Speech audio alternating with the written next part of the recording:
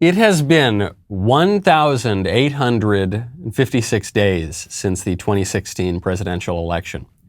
We are now in the second week of the 12th month of the year of our Lord, 2021. And still, Hillary Clinton is crying about losing the 2016 election. And I do not mean crying in a figurative way. I mean, she is literally tearing up on television, reading the victory speech that she had written and intended to give, but never had the chance to give. I didn't, as you know, write a concession speech because even though we had a lot of bumps those last 10 days, I still thought, we could pull it out. So I worked on a speech that really was about my journey and had a real emphasis on my mother's life and journey as a way of, making it clear that, yes, I would be the first woman president, but I like everybody, stood on the shoulders and lived the lives and experiences of those who came before us. I dream of going up to her and sitting down next to her, taking her in my arms and saying, "Look at me. Listen to me. You will survive. You will have a good family of your own and 3 children. And as hard as it might be to imagine, your daughter will grow up and become the President of the United States."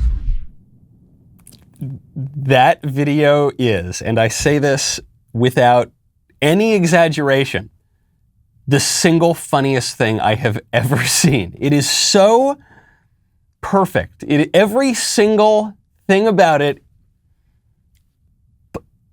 Play it again. Look at me. Listen to me. You will survive.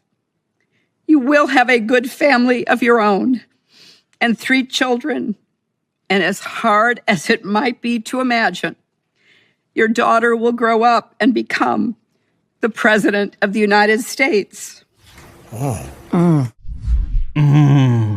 Except she won't. She won't. That won't happen, ever. This is so sad, so funny and so sad. This is even worse than that time that Hillary tweeted out a picture of herself on her birthday, and it was herself as a little girl, and it said, "Happy birthday to this future president." But she lost. The Republicans beat her, just like Republicans are once again beating back leftist politicians and policies in a way that we have not seen in years. I'm Michael Knowles. This is The Michael Knowles Show.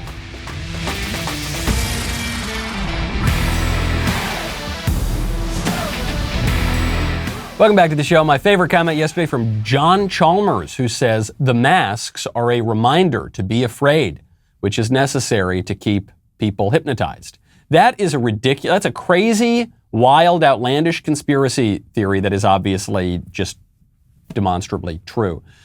When you want to not be hypnotized, but when you want to relax, when you want to be able to loosen up a little bit, when you want to feel good every second of your working day, I would highly recommend you check out X-Chair. Christmas is right around the corner and you deserve a gift.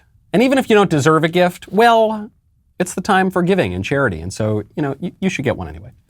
How about a gift that keeps on giving you joy and comfort every day, all year long? A gift that looks as good as it feels. A gift that will actually pay for itself in terms of how much more productive you will be at work. I'm talking about giving yourself the gift of an X-Chair. I love my X-Chair. The X-Chair is the most incredible piece of furniture in this office. Okay, it's this amazing thing.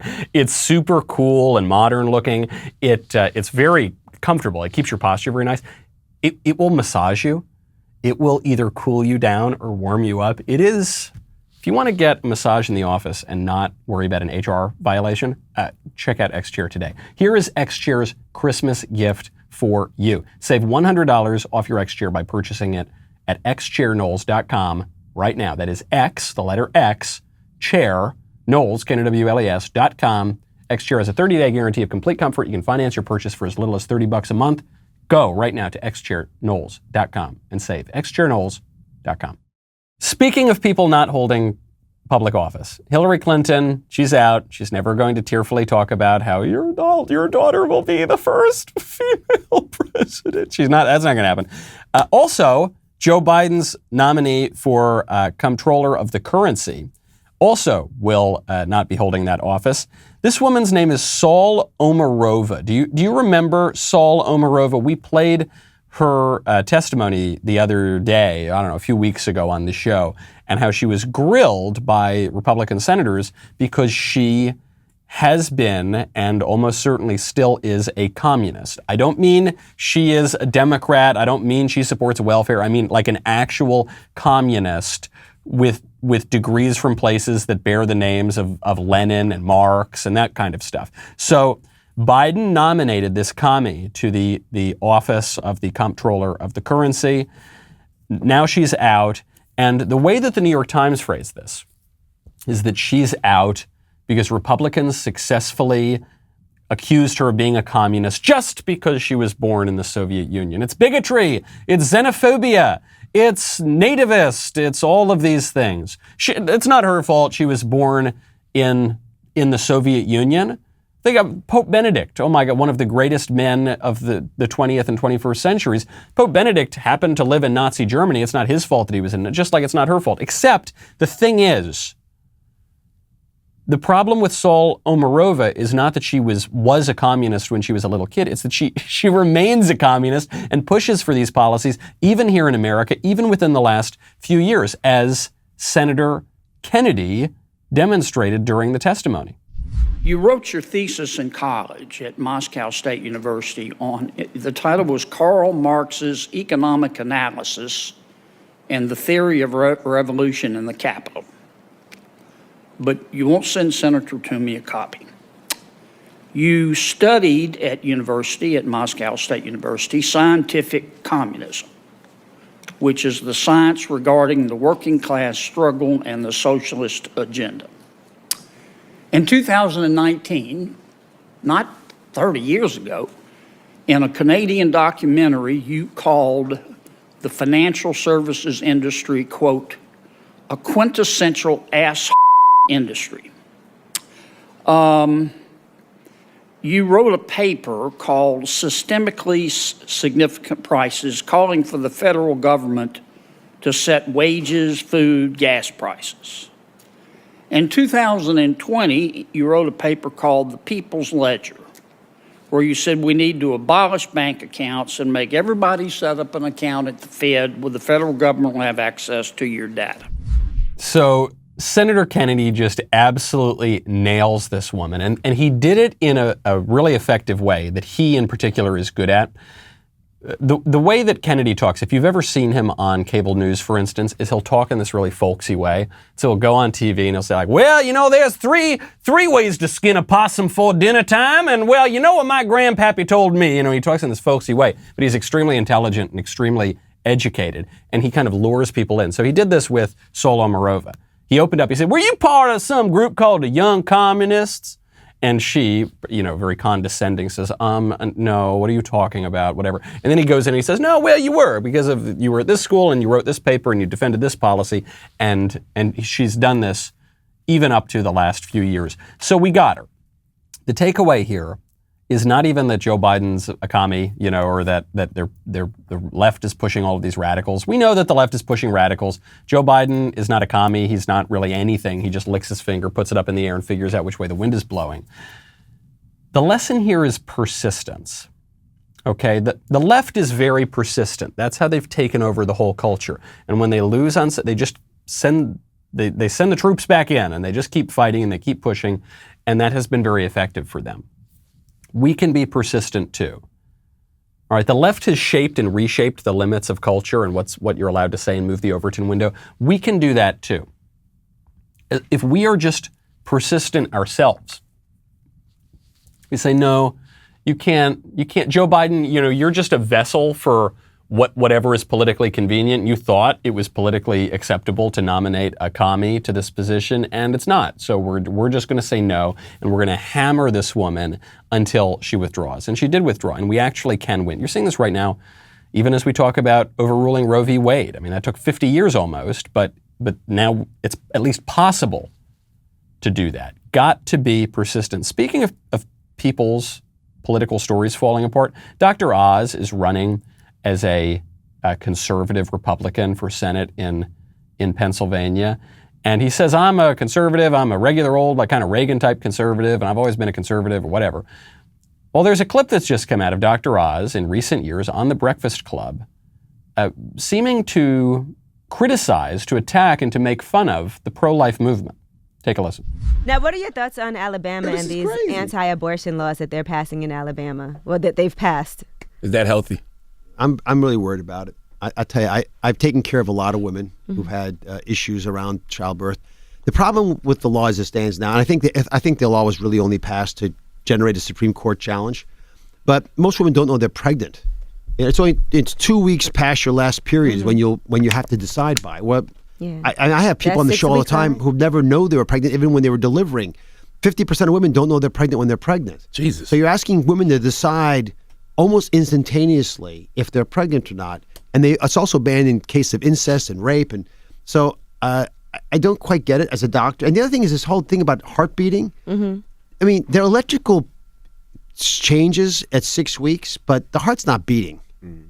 If you were to say, starting from when we can hear the heart, like when the heart's really doing something, that would be different. Mm. That's not 6 weeks, though. Right. So if you can define life by a beating heart, then make it a beating heart, not little electrical changes in a cell that no one would think about as a heart.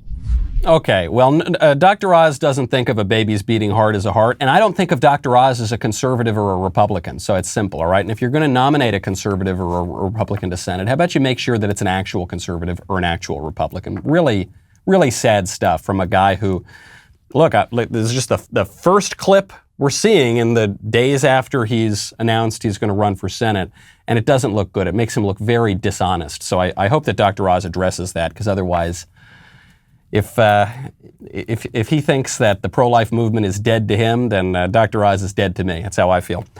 You know what tastes really good dead? Good American meat, which is why I want to encourage you to check out Good Ranchers. This Christmas, give the gift of meat. Yes, meat. Really, really good meat. Really, really high quality meat at the lowest prices that you are going to find anywhere. A complete game changer. I'm talking about Good Ranchers. This is a box of 100% American meat that is steakhouse quality.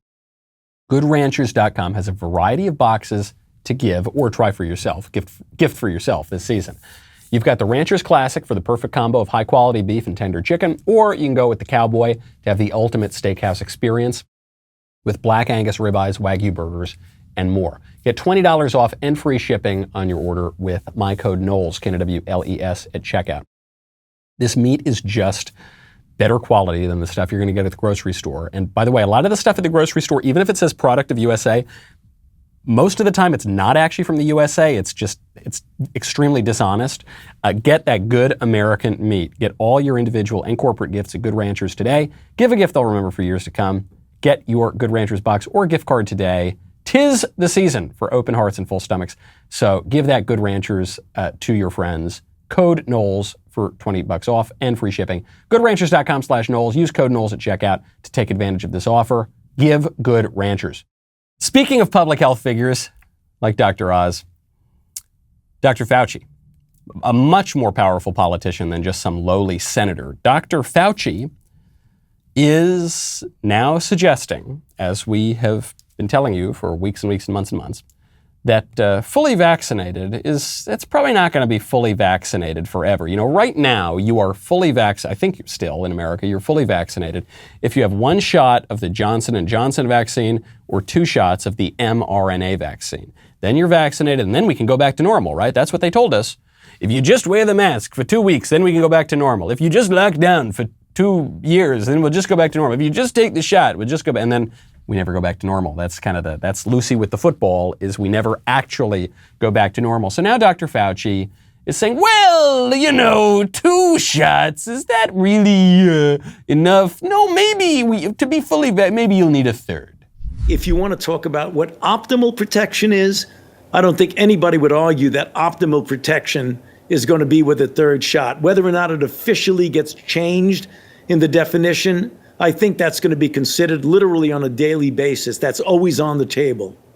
Always on the table, because this discussion's been going on for a bit. And I was just kind of, with this data coming in this morning, I'm kind of stuck with, is it a matter now of when, not if, the definition of fully vaccinated changes?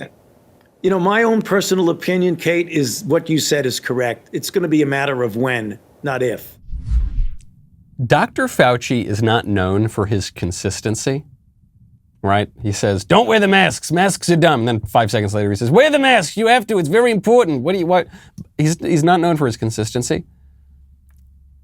But he contradicted himself in the same breath, in the same statement. During that segment, he actually contradicted himself. Initially, he said, look, is the official definition of fully vaccinated ever going to change to 3 shots? I don't know. Maybe. Look, it'd be good if you got 3, but I don't know if the definition will change.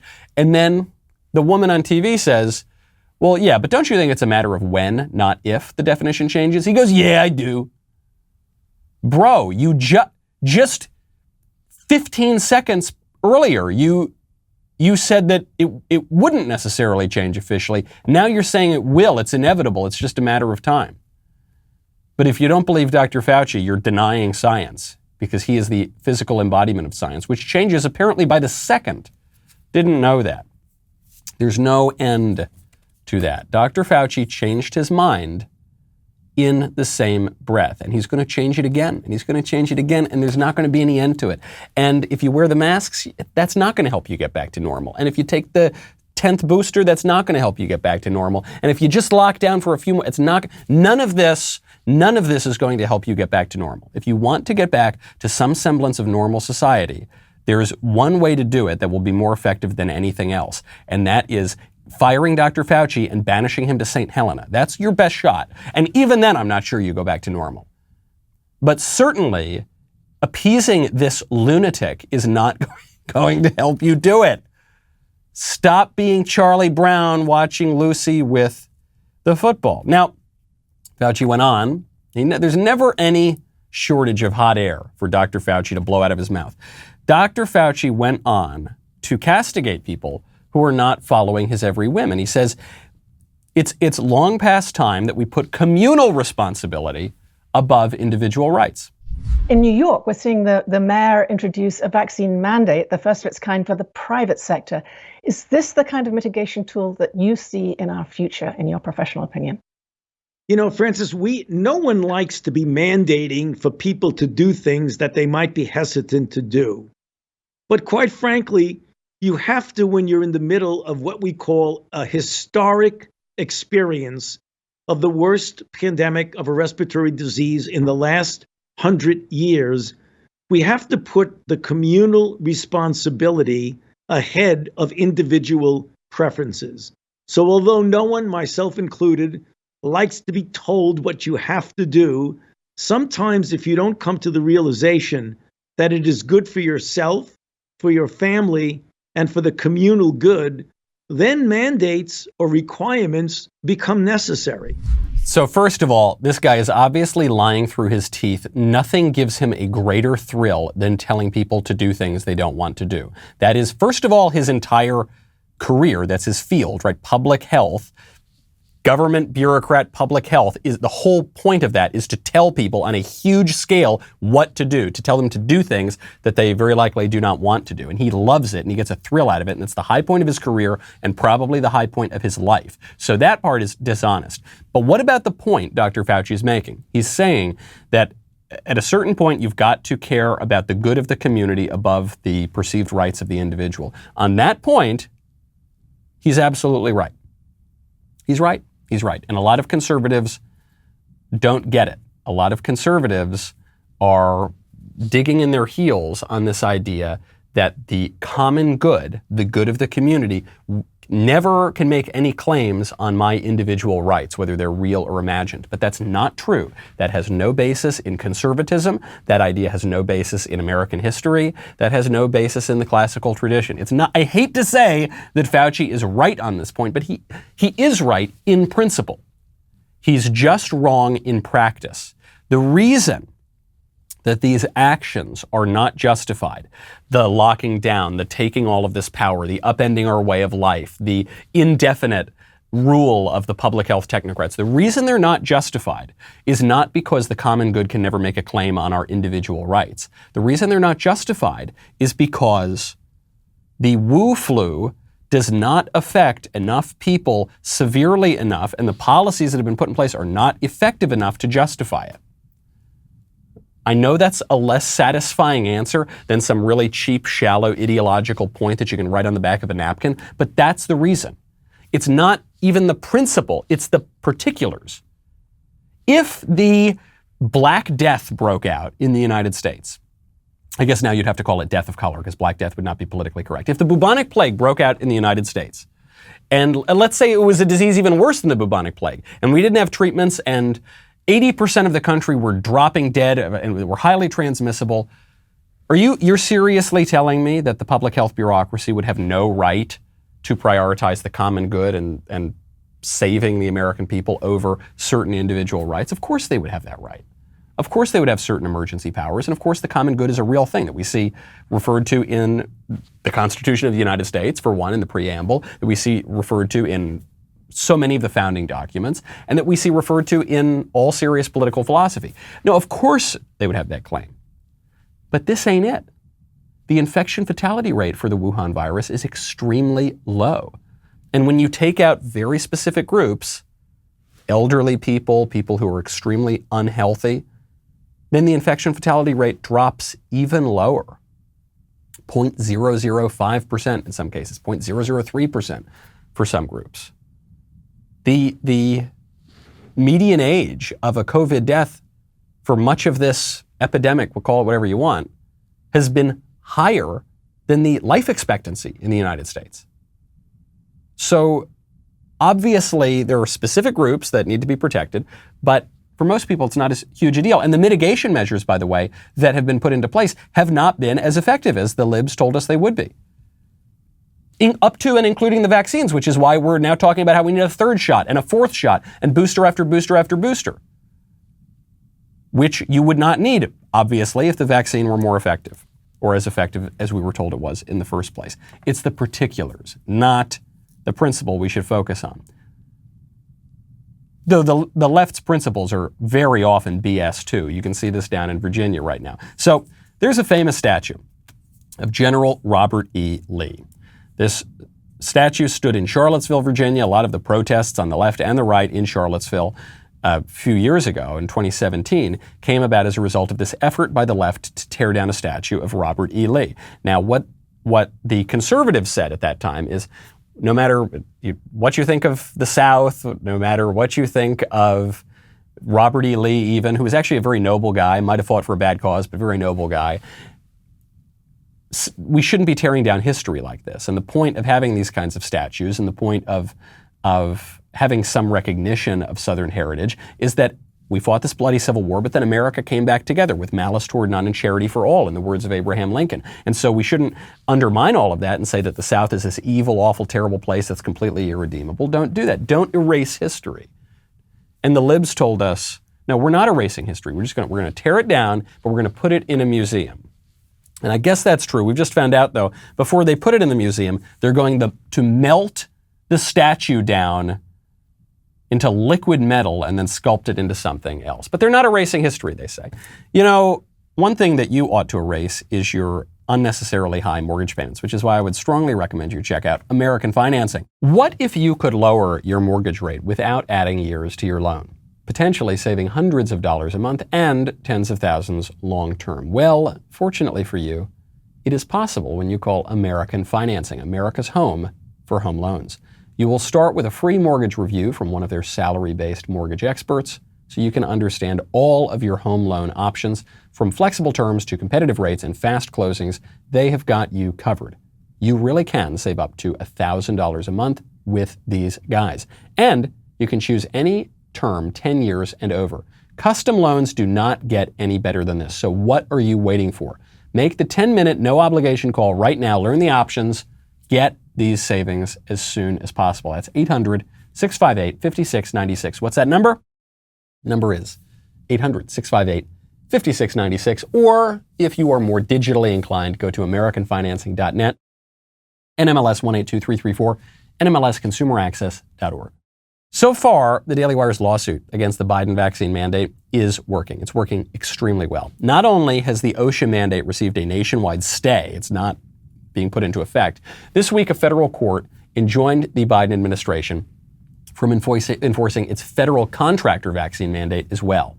This is great news, but we need your help. If you have not signed our petition against Joe Biden's vaccine mandate, I need you to head on over to dailywire.com/do-not-comply to add your name. We have a goal of reaching 1 million signatures, and we have nearly 750,000 signatures so far.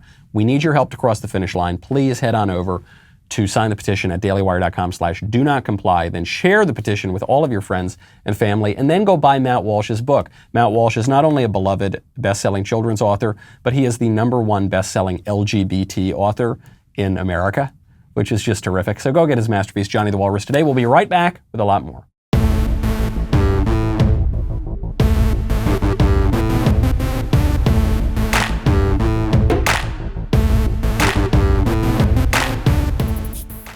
The libs told us that they are not tearing down statues to destroy them or to topple history. They are doing it to change the public spaces to be more reflective of the society we are today. But they're going to keep all those statues in museums, right?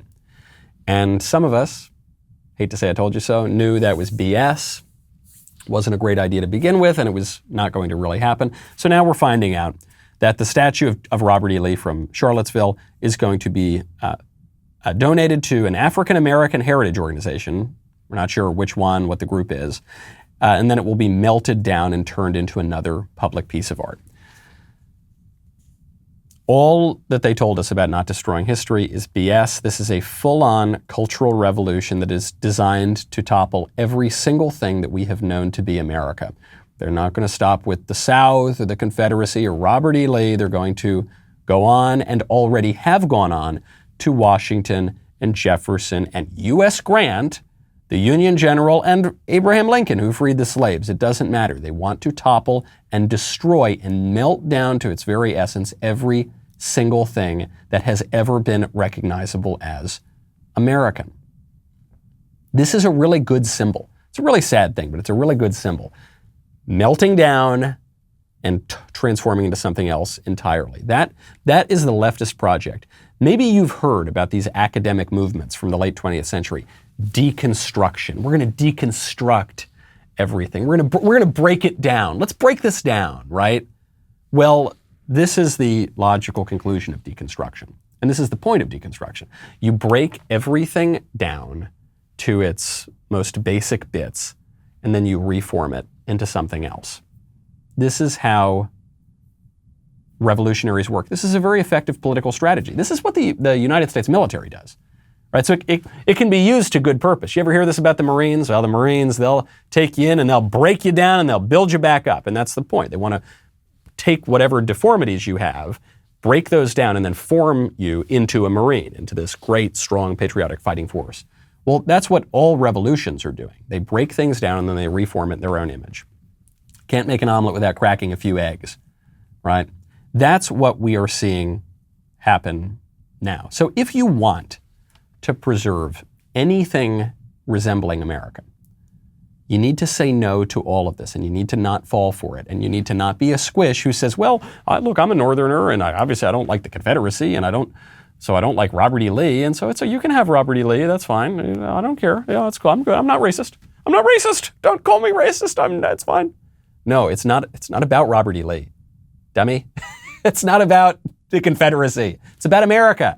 It's about America. It's about Lincoln and Washington and you. It's about you. It's about any aspect of America that you hold on to.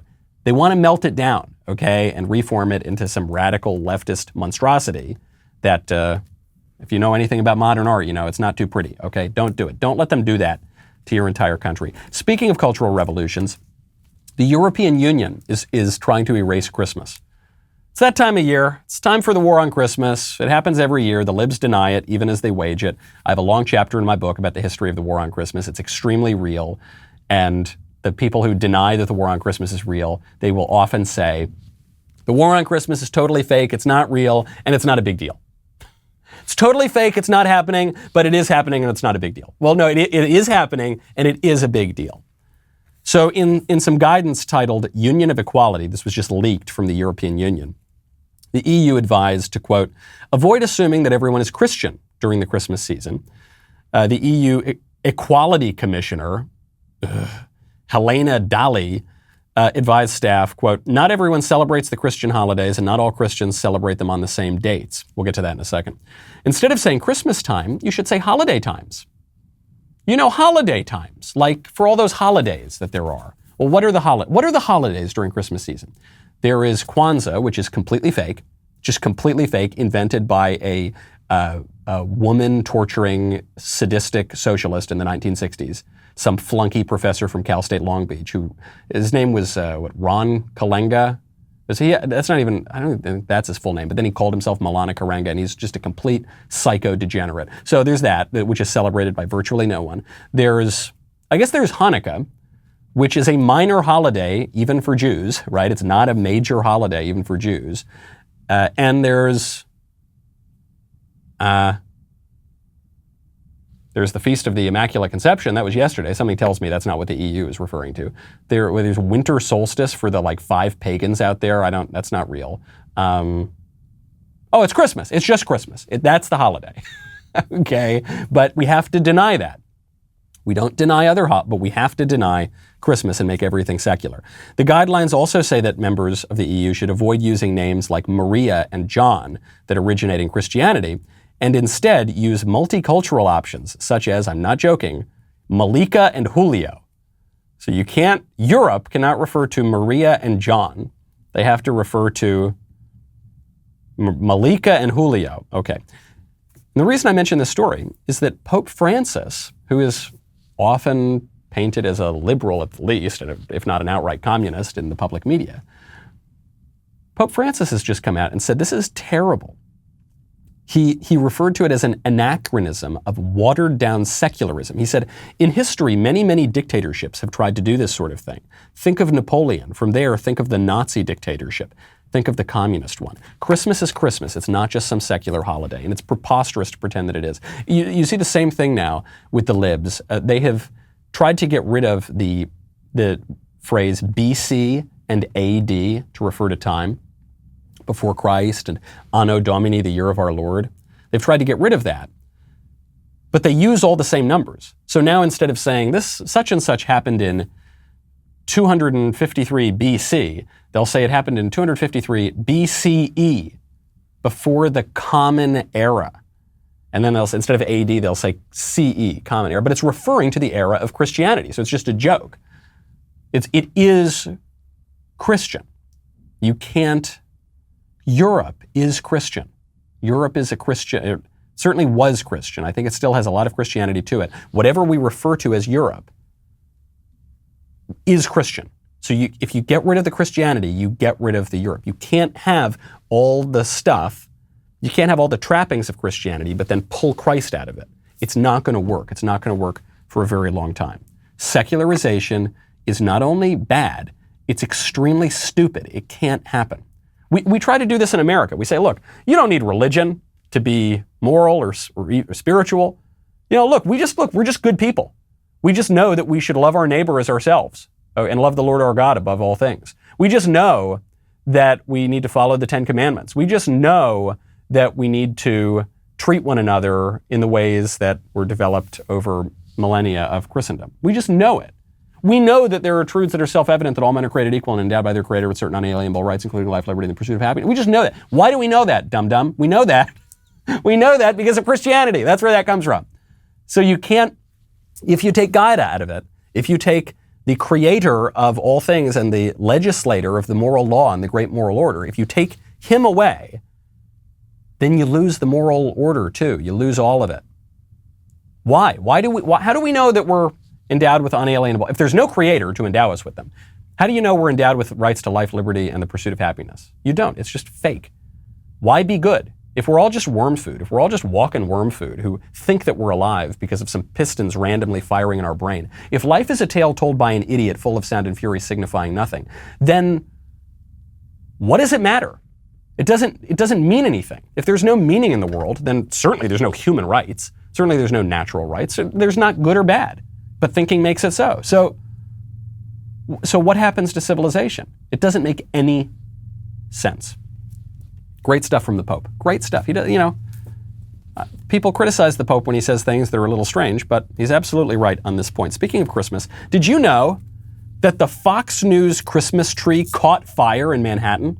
It just caught fire. Like, I don't know, I guess someone was pitching some fire and it caught it, right? That was the New York Times headline.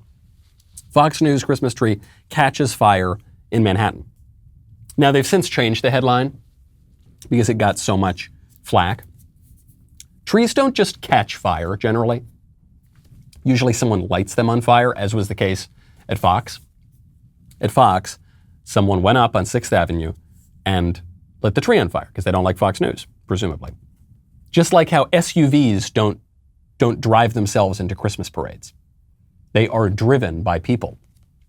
Just like guns don't just randomly kill people in Chicago. We've got to stop the gun problem in Chicago. We've got to stop these guns. It's not guns, it's criminals. That's who's killing people in Chicago. It's criminals driving the SUV. It's criminals setting the tree on fire. But the libs won't admit that. The libs are happy to assign blame and guilt even when it's not real, if it fits their narrative. Like Kyle Rittenhouse, who shot people in self-defense who were trying to kill him. They said he's an awful, terrible murderer who needs to be thrown in the clink forever. But when it comes to, and that turned out not to be true, and Rittenhouse was exonerated. But when it comes to their own guys, it's just the inanimate objects. There's a real epidemic of inanimate objects springing to life and committing crimes, isn't there? And speaking of burning things down at Christmas, I have to get to this because it drives me crazy. Speaking of Christmas time, speaking of the Pope mentioning that this is a Christian holiday and a Christian moment, there is a myth, there is a legend out there that Christmas started out as a pagan festival. And then the early Christians kind of just said out of nowhere that Jesus was born on December 25th to co-opt a pagan festival and to trick all the pagans into becoming Christian. That's the legend. And a ton of people believe it, and it is just completely fake. There is no evidence for it whatsoever. There is not a shred of evidence that Christmas, December 25th, began as a pagan holiday.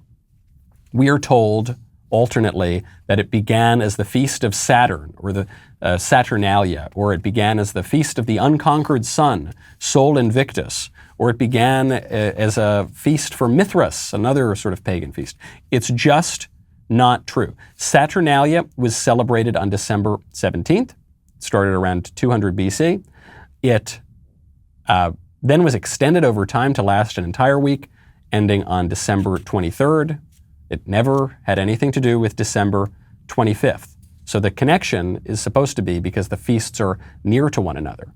But at least at the beginning, the Christmas feast was well over a week later. Okay. Then we've got,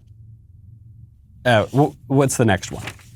Oh yes, Sol Invictus. So Sol Invictus and Mithras. We are told that because of the Feast of the Unconquered Sun and the Feast of Mithras, they happened around that time, that therefore Christmas was taken from that. It's not true. So the earliest text we have to tell us about when these feasts were is something called the Chronography of 354, and it shows Christmas being celebrated, shows Sol Invictus being celebrated on December 25th. It also shows Christmas being celebrated on December 25th. So there's no evidence that one came before the other.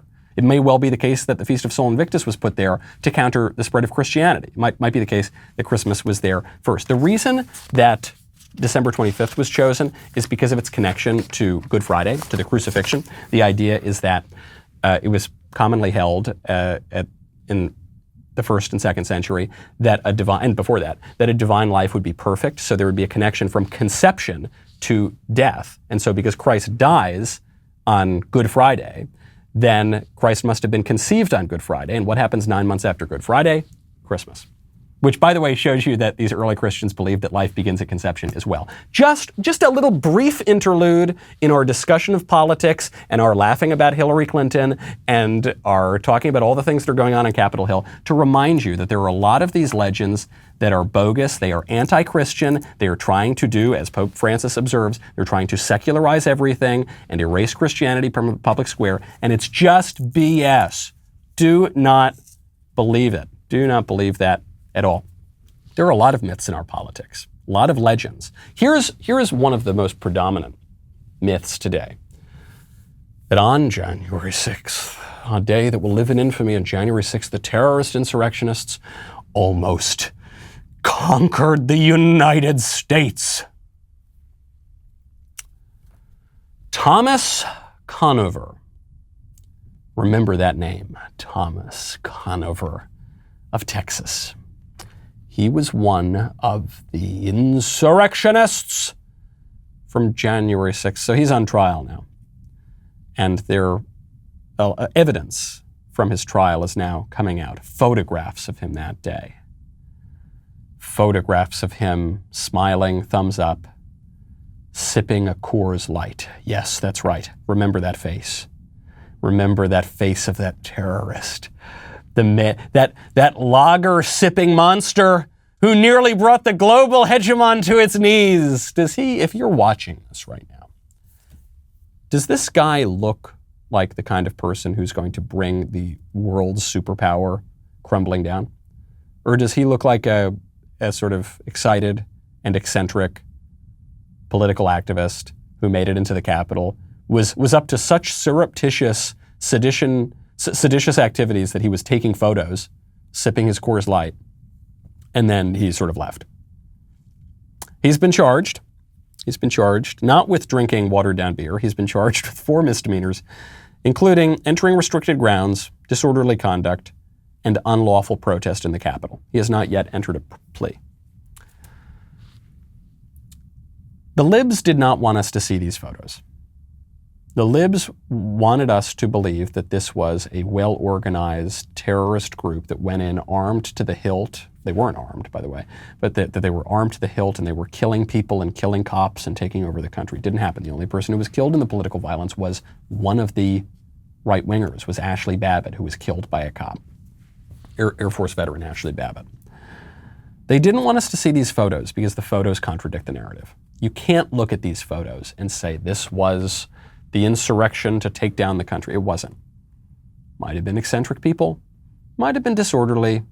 Maybe they deserve to be charged with these misdemeanors or whatever. You know what they don't deserve? To be thrown in solitary confinement for months and months on end. You know what they don't deserve? To be called traitors and seditionists and terrorists. Because they manifestly are not those things. So the best they've got, disorderly conduct, unlawful protest in the Capitol. How many libs have done that? In just the last 5-10 years. How many times has there been some group of crazy libs, whether it was the pink shirt ladies or the pink hat ladies or what, the left-wingers, breaking and screaming, interrupting Senate testimony, breaking into how many times has that happened? Countless times, just in my own life. But they face very few consequences, if any. And then the conservatives who do it, the right-wingers who do it, get the book thrown at them. This is what is so wrong about what's going on with January 6th. It's not that the January 6th people didn't do anything wrong. I guess it's probably not legal to sip a Coors outside, right? That's probably not legal either. It's not that it's completely innocent people in on completely made up charges. It's that it's people who are in on extremely trumped up charges. That's why they're the nearest thing to political dissidents that we have in the United States. And the libs have to keep up this narrative that when their guys burn down the country for 6 months, that's good. They're mostly peaceful protesters. And when a dude shows up sipping a Coors Light, taking pictures in the Capitol Rotunda, he's a terrorist who should be sent to Guantanamo Bay. Speaking of the lib narrative breaking down, more bad news for Kamala Harris. A new poll out from Rasmussen says that a majority of voters do not believe that Kamala Harris has what it takes to be president. Not a majority of Republicans, not a clear majority of all voters. 55%, quote, don't think the vice president is qualified for the top job. 46%, so almost half the country, says that she is not at all qualified. not even like a little bit. 40% of voters believe that Harris does have the traits to become president, and 23% say that she's very qualified. So you got 40% not qualified, or 40% say qualified, 55% say not qualified. I guess 5% very confused. Why do people think this? What the libs are telling us is that people have this negative view of Kamala Harris, including many, many Democrats, because she's a woman. She's a woman of color. She's Indian and part Jamaican, I think, even though I think she's descended from slave owners, as her dad said, and not, but whatever. I don't want to play the game, the identity politics game. That's why she is disliked.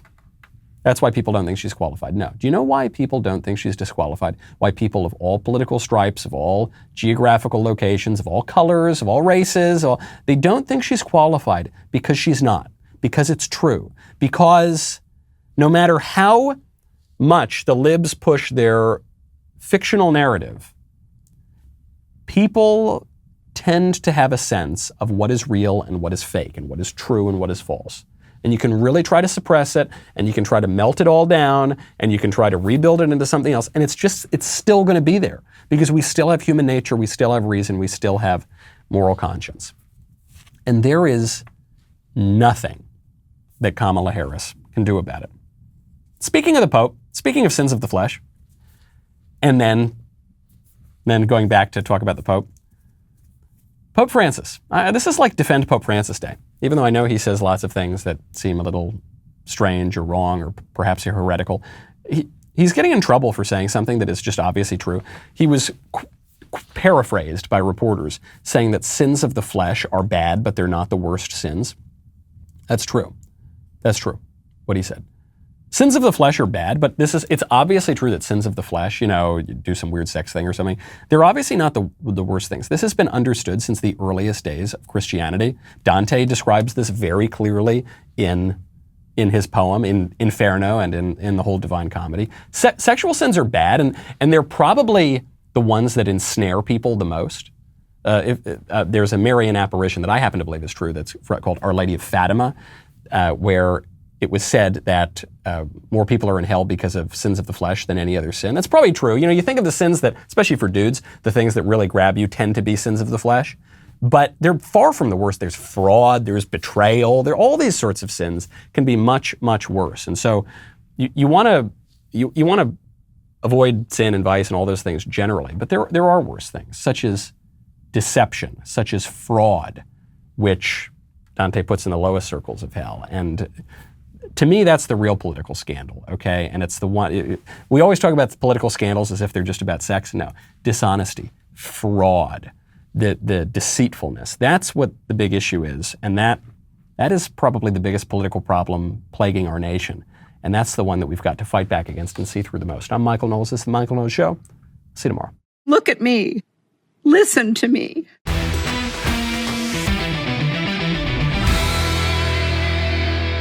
The Michael Knowles Show is produced by Ben Davies. Executive producer, Jeremy Boring. Our technical director is Austin Stevens. Supervising producer, Mathis Glover. Production manager, Pavel Vidovsky. Editor and associate producer, Danny D'Amico. Associate producer, Justine Turley. Audio mixer, Mike Coromina. And hair and makeup by Cherokee Hart. The Michael Knowles Show is a Daily Wire production. Copyright Daily Wire 2021.